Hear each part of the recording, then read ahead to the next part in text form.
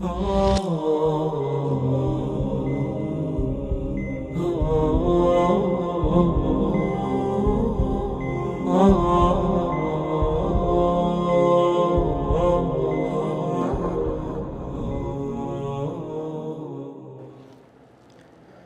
الله الرحمن الرحيم. الحمد لله رب العالمين، والصلاة والسلام على أفصح من نطق الضادة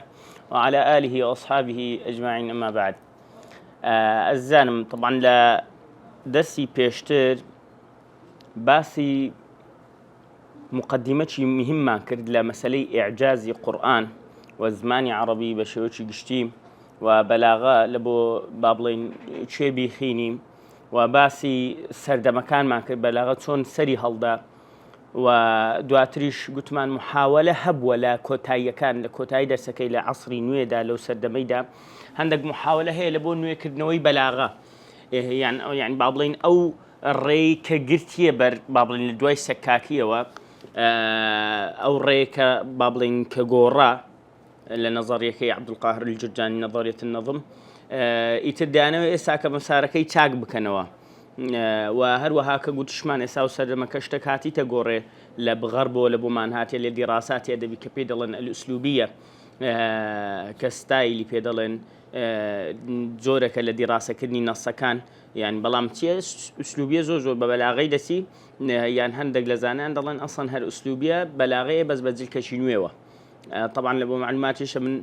لە ماستەرەکەیدا دراسەی بوردەی تەمیم البەرغوثیم کردیە بە دیراسەی ئوسلوبی باشە، دیراسەی ئوسلوبیش هەر تقریبا بەلاغەیە کە گوتشمان یعنی ئەو محاولە دیفاع عن البەلاغە و ئەوانە هاتو لەگەر کتابی ئوسلوبی ئەحمەد شایب و ئەوانە محاولەک بوون لە بۆ ڕەبطکردنی لۆش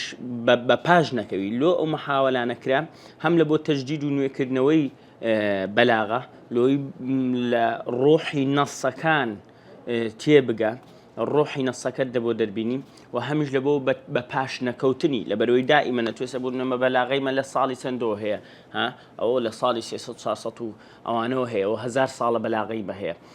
کە دەی بغەڕب دێ ئوسلوبیەت لە بۆ دەینی ئەتو خەڵکەکە چی دەکا هەم بە دوو ئوسلوبی دەکەوی نازانی ئوسلوبیەکە چێ و بەلاغەکەی خۆشە نازانن چێ لەبەر لە توراثی خۆیان نازانن لۆی ئەو محاولاتانە لە بۆ بە پاش نەکەوتنیش کرا. على أي حال ئەوە با بڵێن مەسائلی مەراحیلەکان بوو کە پێیدا تێپەڕی ئەو بەلاغەیە. ئێستا دێینە سەر کتابەکەمان کە کتێبەکەی با بڵێن البەلاغە المویسەرەیە کە بە خۆمان لەسەری دەڕۆین دێین لە لاپەڕەی 5ەوە دەست پێ دەکەین کە لاپەڕەی 5 مقدماتەکانە. طبعا وشيء المقدمة يعني المقدمة أو جاري جيش باسمان كدية يعني والله أعلم دبي أولى مقدمة أولى ترى لبوي مقدمة يعني بيشخر مقدمة بيشخراو اسم فاعل واسم مفعولة لبو أنا كخنديت يعني مقدمة بيشخراو لبوي مشتك دي مش مو بيشي دخم نك أو اشتك بيش بخا مقدمة دبي بها ما شو لبوي هو نص اشتك لبو بيش دخا بيش تشيك لم بيشو بستنا بابتك. بسم الله الرحمن الرحيم، وصلى الله على نبينا محمد وآله. المقدمة طبعا مقدمية كم باسي تدك باسي قوريني الري بلاغدك عينا يعني لشيء أما كوتاي من بيهات لدرس كيدي كتابة كشمان البلاغة الميسرة لو يندر رادس في دكاتوا لو جي رادس في دكاتوا ضلي لبابلي المقطع دوم هما مثل بلاغة في هاتك الأسفار الطوال إلا مثل حسناء امتهنت حتى ذهبت محاسنها. ضلي نموني بلاغة لو أسفار يعني لو كتبوا أو درجانا لزاني نموني سيا ضلي نموني آفرتة شي جوانا حسناء وصفة لبو آفرت لسوزين فعلاء دغوكو آفرێتێکی جوانە کە با بڵێن میهنەتی گرتیە خۆی مەشغولی میهنەک و ئیش کردیە حتاوکو هەرچی جوانی هەیە ڕۆیشتیە وكلفت بصنعة لا تحسنها لا تطيقها وتكليفي بيكرا لديرك خواري تكليفي بيكرا لا بإيشك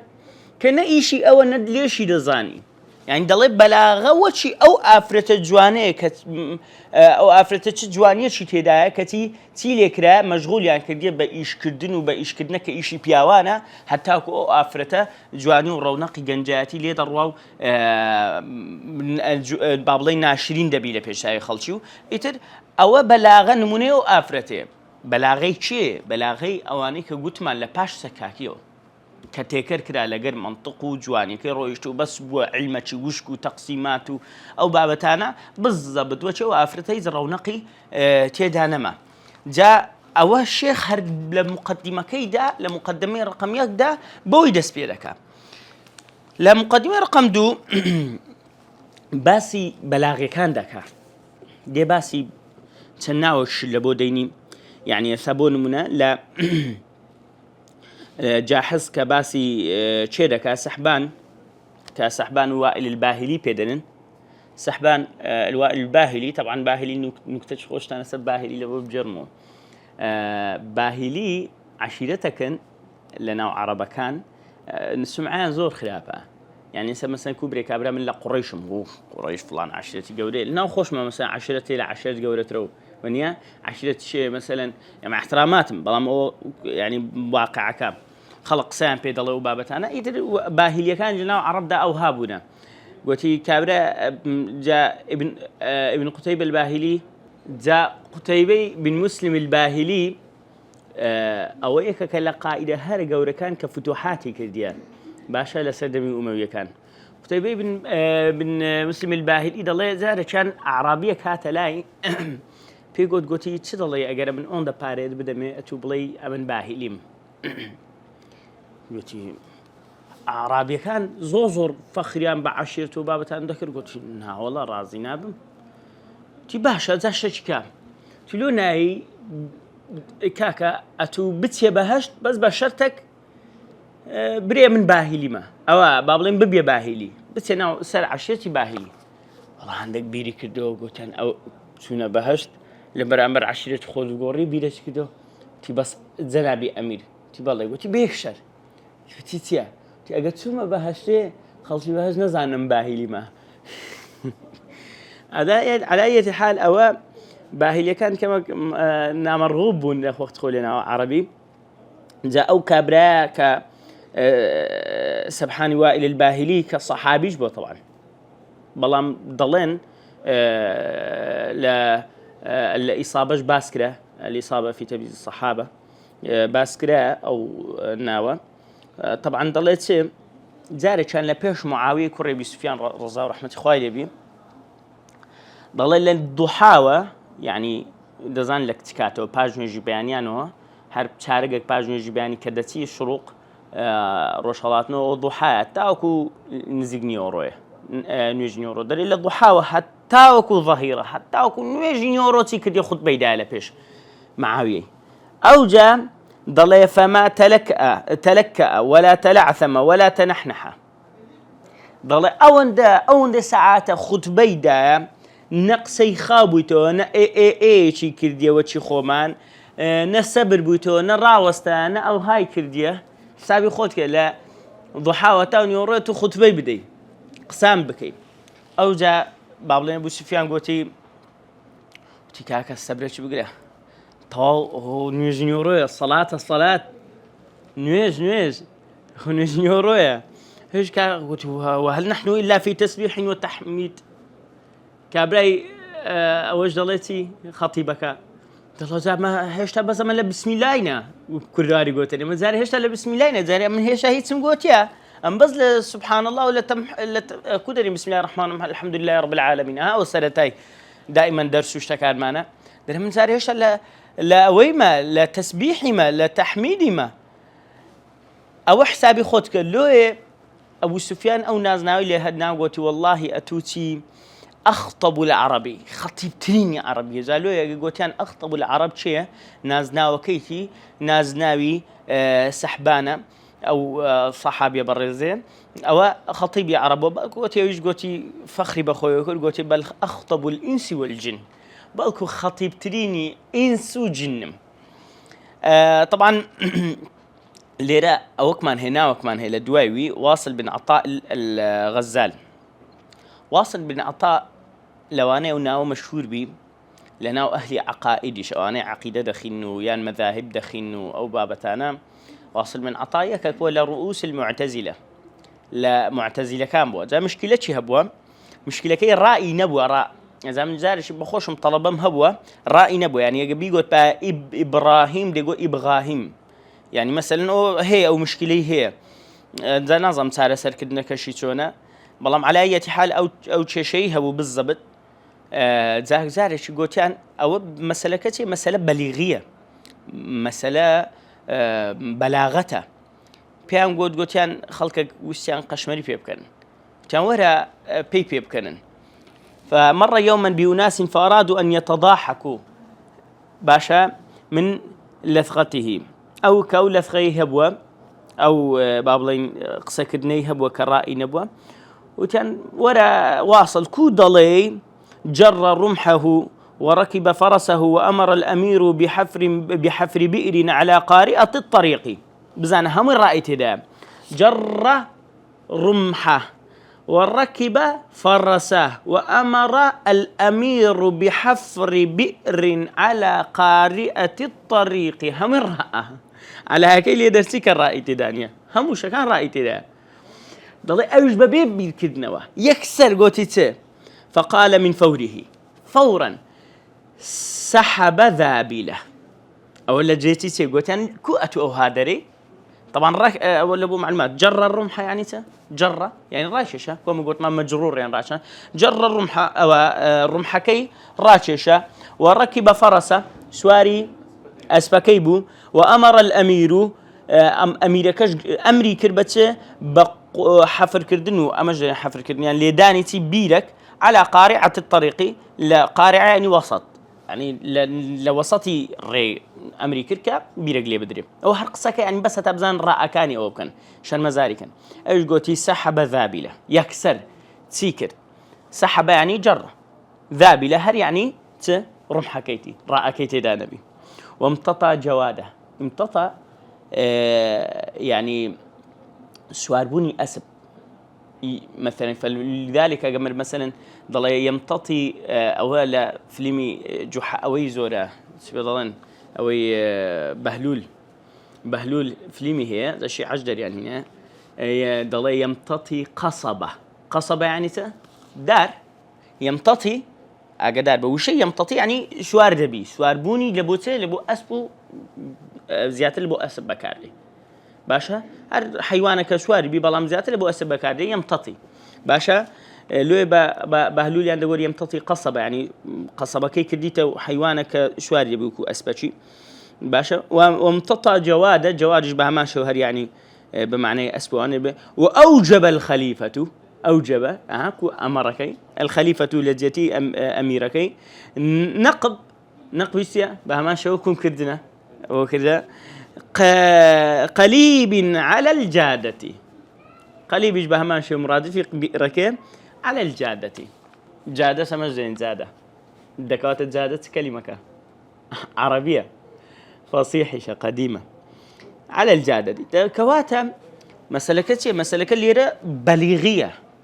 أو بليغي سردمي خوتي أو أنا بوينا كديان زاني كو جمع بلفظي بكن جمع وشي بكن مسألة اللي دا أوان زور باشتر أولا لقرآن تيجيشنا وقدر قرآن شان زانية وتامشان ليكرديا لويا أو استنباط أو أحكاماني كلو كاتي مثلا دا دهن دا إرساكا باش أو همو بزمو رزمش بونمونا هدا قرينو سر أوان لبني أوان لعصري دابزيني قرآني ونزيقبون أو بلاغتي عن بوه أو فصاحتي عن بوه طبعا مقدمي سيم باسي تدك هذا اللي طلابنا يعلمون عفوا يعلمون بالله ضل خوز طلبه كان من دان زاني او ده باسي تدك ك او علما ما بس في بلاغه كت جوانيه كده باسي ودك اجد بيتو اما او بلاغه تمام بزاني بايا لذلك ولما اتخذوا هذا القرآن مهجورا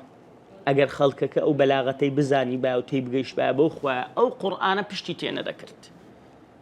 لكوتاي أو كيدا لكوتاي أو مقطعيدا ولما اتخذوا هذا القرآن مهجورا دكواته يعني سابي خبط كزانيني بلاغة علمي بلاغة چەندە مساعدة لەوەی کە ئەتوو دەوری قورئان بکەی و تەدەبوڕی لێ بکەی و تامی لێ بکەی و لەزەتی لێ بکەی مەهجوور نەبی طبعا يعني من ئێستاکە من بۆ نمونە لەزەت لە سەیرکردنی موبایلەکەی دەبینم باشە لۆیە بەدەستمەوێ بەڵام ئەگەر لەزەت لە قورئان بدینم بەو دەرەجەیە هەرچەندە ناکرێ مەسەلەن مقارنەش بکرێن مقارنەکردنەکە غەڵەتە بەڵام ئەوانەی کە لەزەتی لێ دەبینن بە هەمان شێوە ینی ئینسان زیاتر لە دەستی دەبوو بەڵێ لە مقدمەی چارەمدا باسی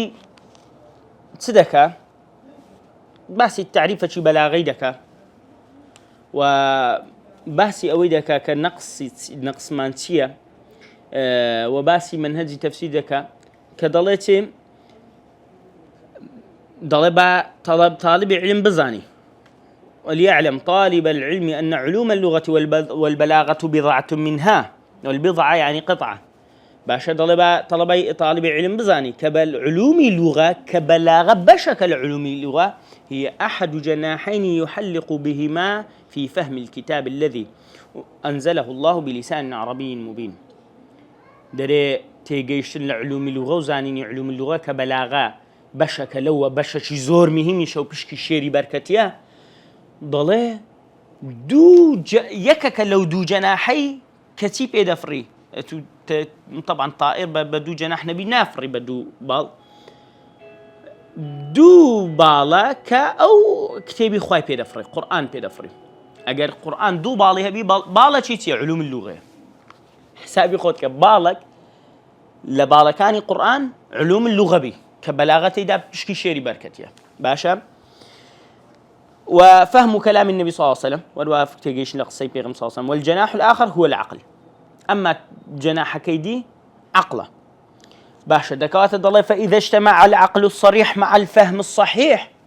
لنصوص الوحي صار حاله قريبا من حال العرب الذين كانوا يسمعون نصوص القرآن وكلام النبي صلى الله عليه وسلم مباشرة لو يضلي أقربيته فبابلين عقل شي صريح تهبي لقى فهم شي صحيح عقل شي صريح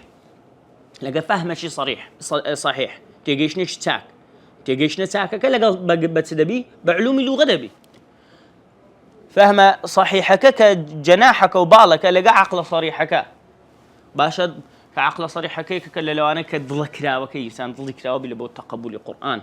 باشا منهجيات كما مسي بي عقل منهجيته ضلي حالكي تدبي قريب دبي نزيب دبي لقل أو عربانيك وقتي خوي قرآن لنا وان دابزيه يعني ما بس بي صحابة كان كوتي جيشتينا دكواتا تلو أوي بتوي وكو صحابة أو عرباني وقتي خوي كأوان قدر قيمة قرآن يندزاني أما شوابين يعني بابلين نقوابين نزيق بينوا بيسد بدو بالي كم علوم اللغة بالي دوم منهجته عقلتي صحيحة لو يضليت منيش لكتابة دا طبعا بحثي أوي كردية كام چەندین شتمان هەیە چەندین ئاەتمان هەیە دەڵێ باسم کردیە کە لەبەر نەزانین لە وەجهە ئێعرابیەکەی چ خلافەک دروست بووە یعنی مەسەلەن ئەگەر بێت و ئەوانەی کە تەفسیری قورئانیان کرد بە وردی تەمشایان کرد بە جا ئەوانەی کە تەفسیر دەکەن وەکو نووسینیان ئەوانەی وەکو محازەرەت جاهیلە چۆچی من دێ دووقسان دەکا بیان زانی بە وەجهە ئێعرابیەکانیان بزانین بە ئەو خلافە گەورانە دروست نەدەبوو طبعا وكو يسابون نمونكتان لبو دينمو سورة براءة سورة توبة بتسدس في دكا مام أحمد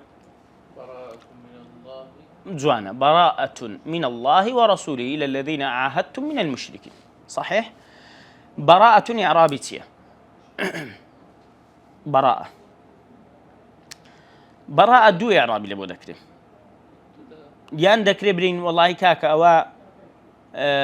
خبر لبو مبتداش محذوف بضم هذه براءة باشا براءة من الله ورسوله هذه براءة دكواتيان أو تاد طوامريم خبره يعني مبتداين خبره باش بزانین چی فرق دەکا ئەگەر برێ مبتدا چ فرق دەکا ئەگەر برێ خەبەرە ئەگەر برێ مبتدا يعني دەڵێ براءة مبتدأه من جهة الله تعالى ورسوله واصلة إلى الذين عاهدتم من المشركين أو براءة كللان خوا ودسي بيكديا باشا لان خوا درچوا ولا خوا پیغمبركي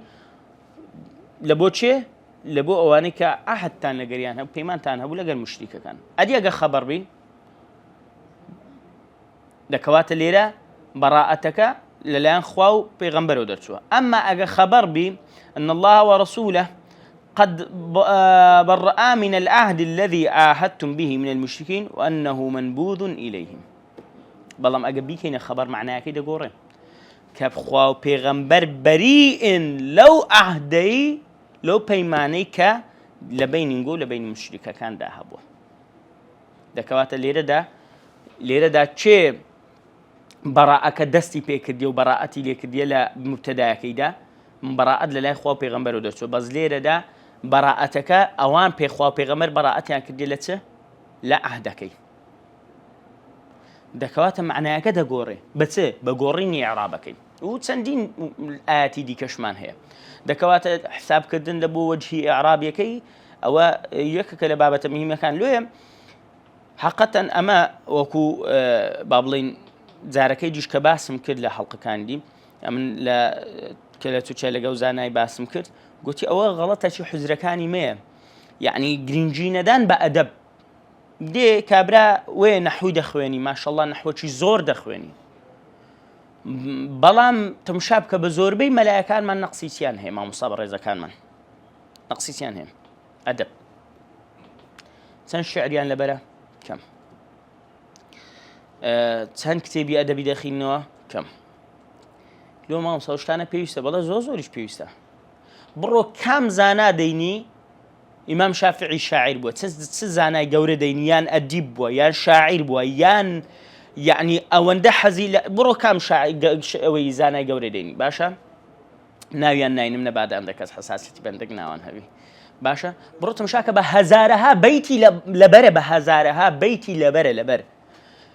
بهزارها كمن هذا عيبة بريم والله منش انضم له ها عيبها بس شيء له يعني حسابي خود كلوه مسألة أدب الشعر لبركردنو أو بابتانا زور مهمة لبوتيجيشتن لكلام عربي ومن لكلام عربي ضمني أوتيا قرآن وحديثة هتو تالا سياقة كي تبقي أم بين بس بقواعد فاعل مرفوع مفعول به منصوب أو ها بقاعدة شي وشك بهم لقريب كم فهم لقرآن وسنة رنادة أو فهم صحيحي كأمد مانو لو تسدي دروز دبي فهموا شو اللي بدرز دبي ها هر أوي تودا تبي دروز دبي أو لولا مجسمة دروز دبي لولا معطلة دروز دبي لولا نظام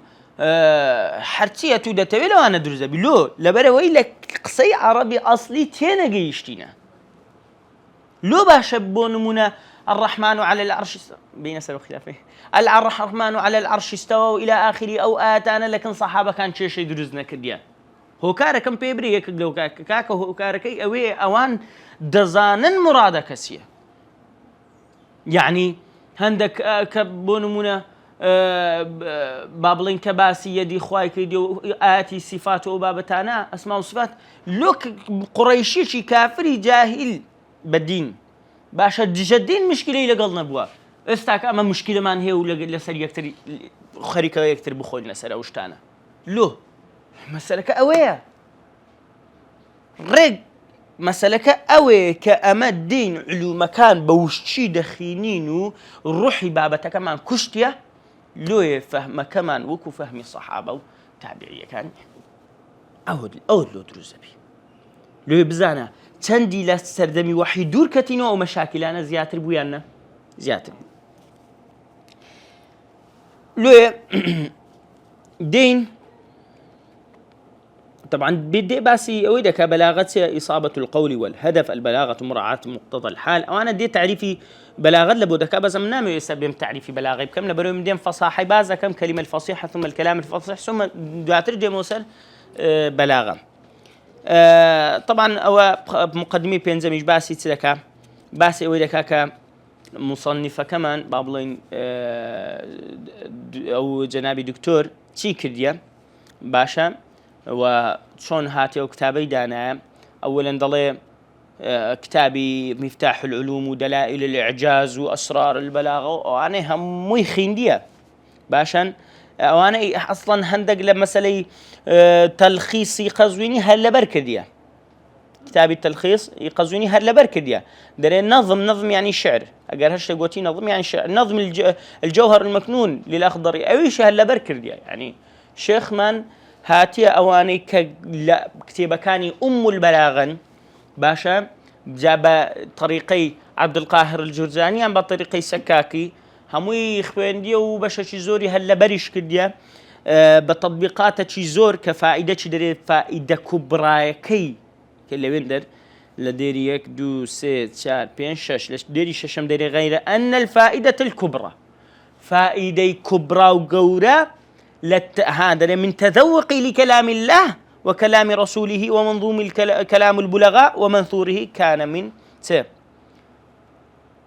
لتدا در التطبيقات ده در لويك من درم هنا لتعريفات كان ده يعني هاتي بنظام تجويز وسيم باش او جهاتي ما او تعريفات انا او شان هاتي ما تطبيقات ممكن لسه قران لسه الشعر لسه حديث باشا ضل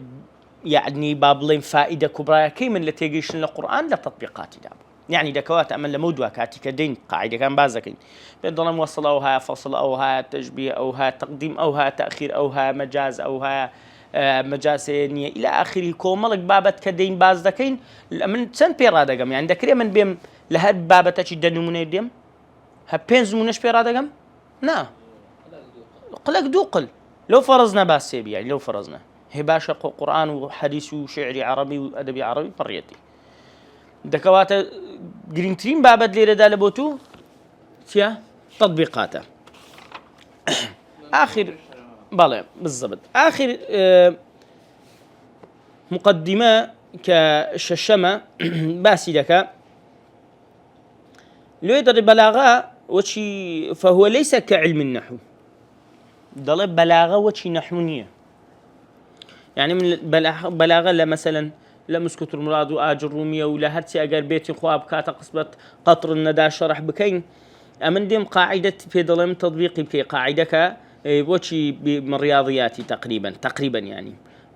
بلاغة وانية بلاغة لبو تلذذ كردنا لبو لذت ديتنا ليه أقرأتو بي واي تمشابكي وكو نحوي تمشابكي أو دو بارت دكي ودي والروحة كي دكو جيو باشا أساياتو مرحلية شي إساكة لبلاغي بيخيني وكو نحو تارادك يعني بيها تهندك قاعدة كان يدك تبقى أو جدوى بي بو منهجي كأمدلين بينا ووزعكي تارادك لبو سرتا قينا لبرو ما أعجمين كاكا أما غير عربين أما خبرة تازة دي بلاغي دخيني قينا بلام أقل دوا اشتك الزاني نابي بي وعينا منهجي سر قديم بي وسر ربي تقتقي باشا إن شاء الله أو مقدمات لبابلين لباري كتيبة كيوة دوا درس دادين سر كلمة فصيح متكلمي فصيح وروها بلاغسية أو جال دوا ودرس إن شاء الله دينا سر علم المعاني كل خطان دزان بلاغسية علمي معاني أو هيش أصلي موضوعنية أو يكدين بالي ولا مقدماتك لها مكتبة شداهية يعني مثلا بزانم كم درن باسي فصاحة وبلاغة دك ما هم صايرش بلاغسية فصاحتية هنا بزامتية يعني مثلا تدي دري يلا أصول فقه داخل نايب زاني أصول فقه سيا ونيا أو بالضبط يعني بمقابل أو زادينا علم السرچ كان علمي معاني بيان وبديع يعني إن شاء الله تعالى درس داده إن شاء الله تعالى دين السلمتنكين إذا سلمت اللفظة بين درس بيدكين وأخواتان درس بيدهم أخواتان نقل